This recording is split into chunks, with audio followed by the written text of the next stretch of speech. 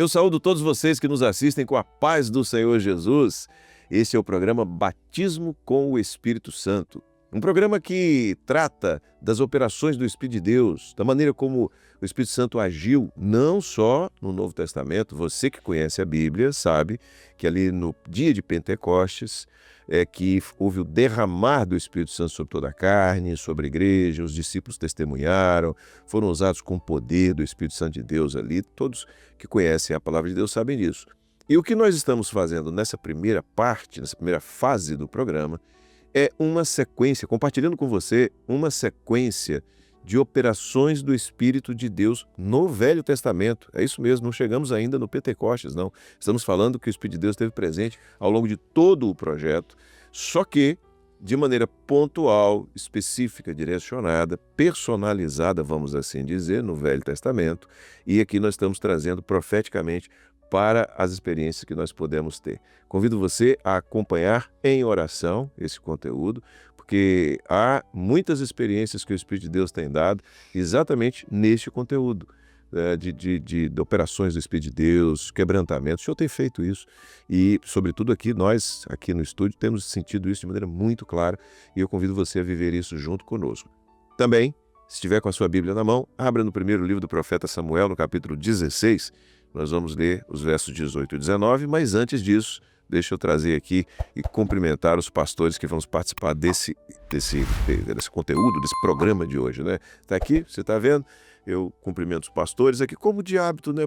Primeiro pastor Antônio Carlos Peixoto, Pai Senhor Peixoto. Pai Senhor Josias, ao querido também Wallace e os demais irmãos, a paz do Senhor Jesus. Amém. É alegria estar junto de novo. Amém. Pastor Wallace Rosete, Pai Senhor. Pai do Senhor Josias, Peixoto e os demais irmãos. Estamos aqui mais um dia, mais uma vez. Isso, vivendo mais uma experiência. Bom, no programa passado a gente falou sobre Davi, né, a unção de Davi. Então, terminamos as experiências do profeta Samuel e passamos para a experiência do rei Davi, né, que teve ali o seu primeiro momento dessa fase do projeto na sua vida, no momento que ele é ungido, ou seja, derramado sobre a cabeça dele o azeite, que é tipo do Espírito Santo, e profeticamente aponta para o batismo com o Espírito Santo na vida do crente. Aliás, se você não assistiu o programa anterior, é muito recomendável que você assista, porque é uma sequência, nós entramos na vida de Davi.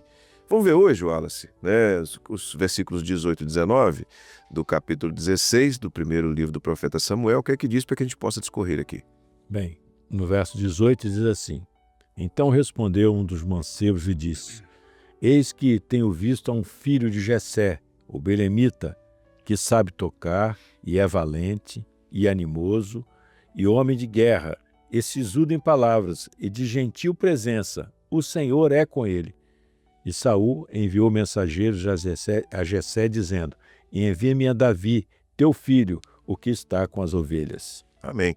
Bom, Peixoto, qual o contexto dessa experiência, né? O que estava acontecendo para que esse depoimento fosse dado, né? E como é que a gente começa vendo nisso aí a ação do Espírito de Deus na vida de Davi? O interessante aqui, Josias, irmãos, a presença do Espírito Santo com Davi era notória. Tanto é que dentro da casa de Saul, quer dizer, ele vivia em outro lugar, né? Em outra cidade. Israel é um país pequeno, mas era outra cidade, não era longe, né? E ele, mas já havia um testemunho sobre ele. Pô, eu conheço um rapaz, eu conheço alguém, né? Esse rapaz, e a palavra que a pessoa fala, assim, e o Senhor é com ele. Então, a questão histórica, nós vamos relatar aqui, e eu quero antes falar sobre essa questão profética, né? O Senhor era com ele, porque tudo aquilo que ele fazia tinha uma marca do Senhor ali. Isso foi notório no Velho Testamento, chamado Velho Testamento, aquilo que a gente fala genericamente, né? Quando na realidade o Velho Testamento começa com Moisés, quando o Senhor deu um testamento para ele, que se tornou velho quando o Senhor deu um novo testamento a partir do seu sangue, né? Então, em todo aquele período antes de Jesus, é notório quando o Senhor estava na vida de uma pessoa. E Davi era o testemunho, a pessoa, esse rapaz, ele não é, ele é diferente. Exatamente o que acontece hoje com a igreja. O Senhor batiza o homem com o Espírito Santo e ele, quando ele faz a opção de seguir o Senhor, de querer, fala porque o teu servo ouve, como o próprio Samuel falou, né? Fala porque o teu servo ouve. Pode falar à vontade. Pode. Então, esse é o testemunho pessoal. E quando ele começa a fazer isso, ele começa a demonstrar nas suas ações que Deus está com ele. Nisto vem o louvor ao Senhor. Não ao homem, não a Davi. Né? Fala de Davi, mas o que ele cita, e o Senhor é com ele. Hein? Que Senhor que ele cita aqui? É o Senhor que eles conheciam, o Deus da criação, o Deus que tinha falado com Abraão, o patriarca, o Deus que tinha chamado Jacó, o Deus que falou antes com Isaac, o Deus que fez todas as coisas, que criou os céus e a terra. Esse Deus é com ele. Então, a glória é do Senhor que está com ele. Quando o homem ele opta em fazer, que o Senhor faz a vontade da sua vida, o nome do Senhor é glorificado. Então, aqui há uma glorificação ao Senhor por Davi ter deixado o Senhor usar e ele dar o testemunho do Senhor. Tem um ponto que eu gostaria de citar, eu tenho muitas coisas para serem faladas. Muito bem. Bom, a gente vê aqui que havia uma demanda, certo? A demanda era na vida de Saul, tá? E não é o nosso foco aqui, mas só para deixar os irmãos cientes ou inteirados do contexto, o versículo 14 diz o seguinte: o Espírito do Senhor se retirou de Saul. Né? Isso é um alerta. Isso serve de... Ele tinha sido ungido, né? Ele tinha sido ungido antes de Davi. Né? Mas o que eu quero dizer é o seguinte: a depender daquilo que o homem faz com a bênção que ele recebe, do quanto ele despreze a bênção que ele recebe, que foi o caso de Saul, Saul viveu esse resultado, o Espírito se retirou dele. Né? E o resultado disso foi uma batalha espiritual que ele passou a viver. Né? Tremenda, né? Tremenda. Né? E é interessante, dentro disso que você falou, Peixoto, que da mesma maneira que Davi dava testemunho de que o Senhor era com ele, os servos de Saul, diz aqui, os criados de Saul perceberam que a situação de Saul era exatamente inversa. Inversa. Perfeitíssimo. Então não há como o homem cheio do Espírito Santo não testemunhar da presença do Espírito Santo na vida dele, como também não há como um homem vazio do Espírito Santo dar testemunho da ação do Espírito Santo. Não tem como. Não tem como. É incompatível isso. Né?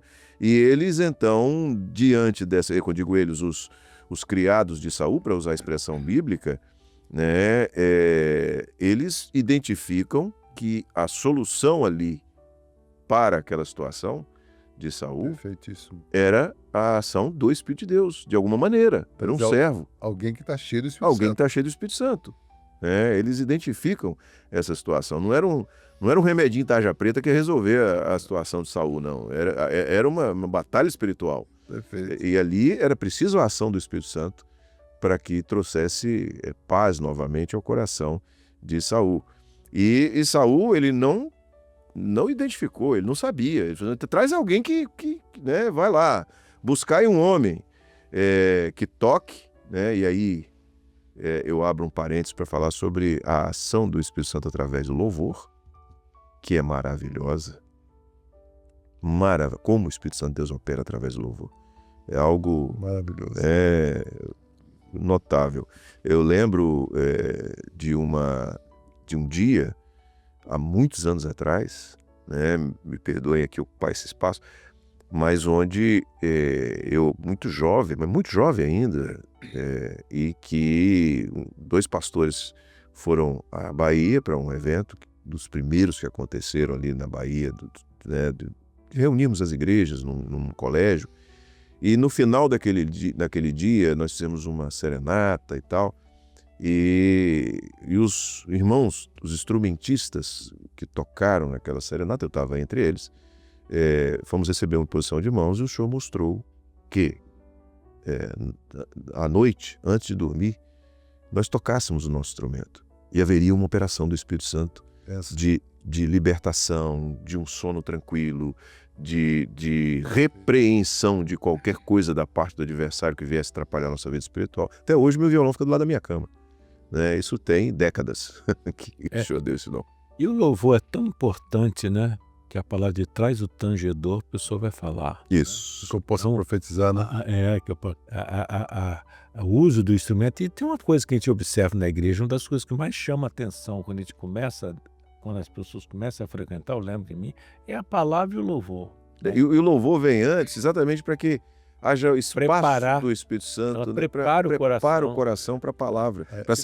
Prepara a terra para a semente que vai ser lançada. Você pega um louvor, a igreja cantou um louvor liberto, a ação do... Quando vem a palavra, o coração já está pronto, né? Preparado para receber. Né? Então, o louvor tem um efeito extraordinário. E Davi... E chamou, eu conheço um que sabe tocar. Isso é importante, tem que saber tocar. E aí Saul fala, vi meu filho Davi o que está com as ovelhas. É importantíssimo a presença do corpo nas ovelhas. Aqui traduzindo para nós hoje, trazendo, né, o homem que está junto com as ovelhas, né? Ele faz parte do rebanho. Né, tá junto com o corpo. Agora, a pergunta que eu faço é a seguinte: nós vemos aqui quando um dos mancebos, ele responde e diz, né, eis que eu tenho visto um filho de Jessé, o belemita, você já leu aqui. Além, obviamente, da primeira característica do homem cheio do Espírito Santo, que é o testemunho, eis que tenho visto.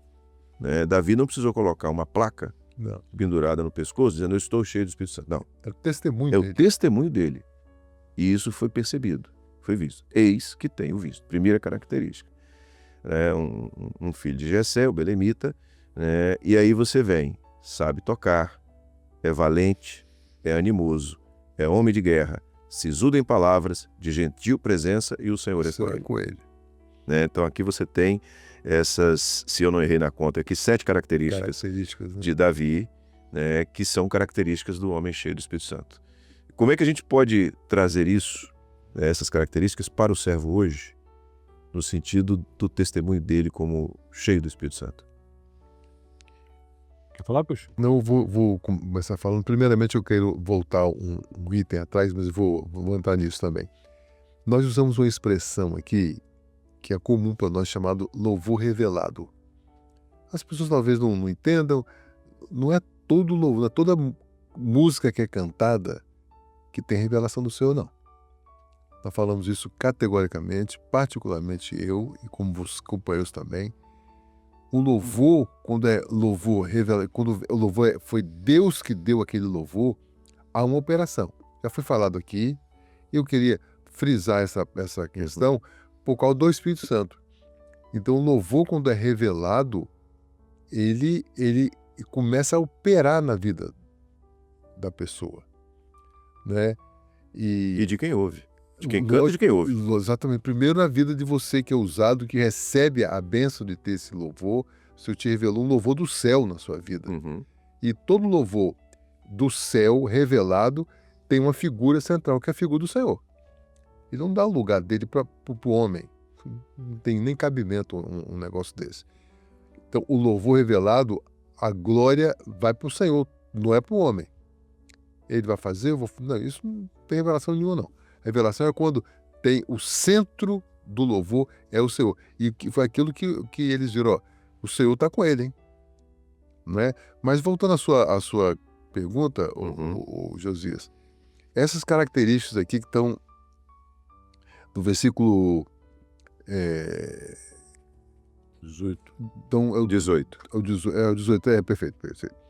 Ele fala, visto Jessé, o belemita que sabe tocar, valente, animoso, homem de guerra, sisudo em palavras, gentil presença. Essas são as características da igreja. Está entendendo? Essa é a característica da igreja como corpo.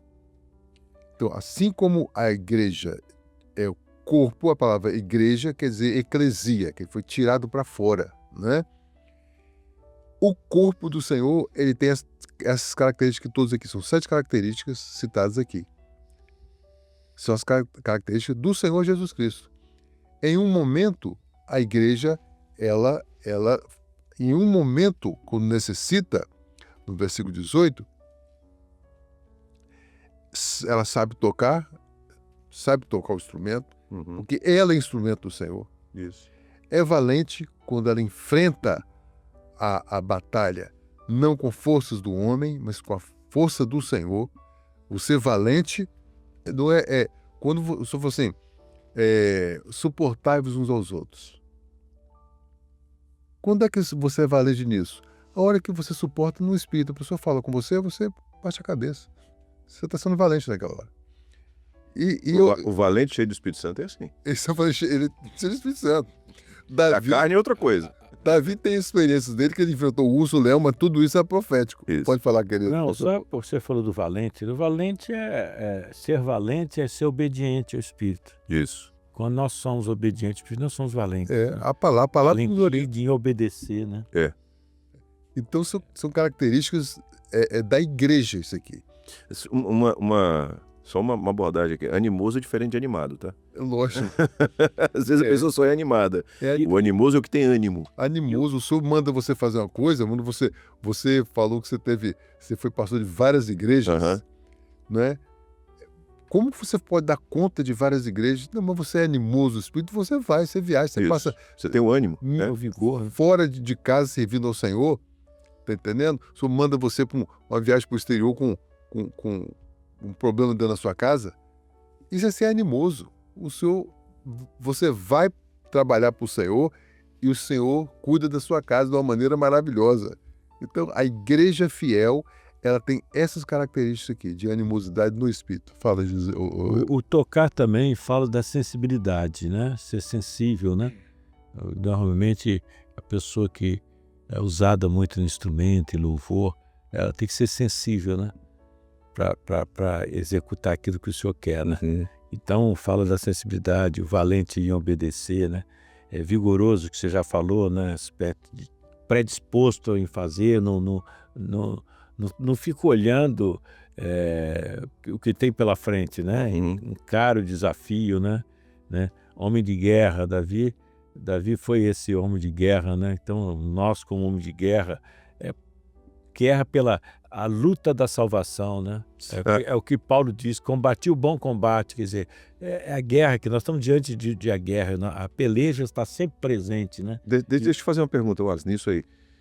A leitura que eu faço aqui do homem de guerra é um homem preparado para a guerra. Né? Ou seja, não é que ele goste, seja assim... Da boa guerra. Do bom combate. Bom combate. Do bom combate. Ninguém gosta, né? A guerra tem suas baixas, mas ele está preparado para a guerra. Né? É a característica. E outra, nós precisamos ter a compreensão de que do dia que nós aceitamos Jesus até o nosso encontro com Ele, nós estamos numa guerra. Há uma batalha da oposição para nos tirar desse projeto. O caminho da salvação. Exatamente. Né? Eu me lembro que, às vezes, quando você chega na época de batismo e há pessoas que você tem dirigido pelo Espírito Santo, identificar quem quer batizar por uma experiência pessoal e quem quer batizar só porque todo mundo está batizando. Só, meu companheiro, você está assinando um tratado de guerra com o adversário.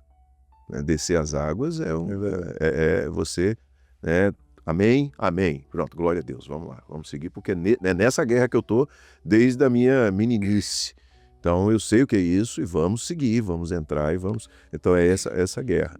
O homem, quando ele sai da presença do Senhor, nossos primeiros pais fizeram a escolha errada. Começou agora uma batalha do Senhor para trazer o homem de volta para casa. Então, nós estamos numa grande batalha. Nós temos duas escolhas. Ou você batalha sozinho, que você vai perder, não tem jeito, e não vai voltar para casa. E a nossa casa não é aqui, nossa casa é na eternidade, voltar para o paraíso, de onde nós fomos excluídos. Ou você batalha com o Senhor. Então, ele é homem de guerra, é a batalha, quando ele está no Senhor, porque o Senhor vai vencer essa batalha para você. E a gente vai ver daqui a pouco, mais à frente, batalha, isso na prática na vida de Davi. A grande batalha é a batalha pela vida eterna. Amém. E essas características são maravilhosas, né, Josias? Só para Não, eu queria também fazer uma... prudente em palavras.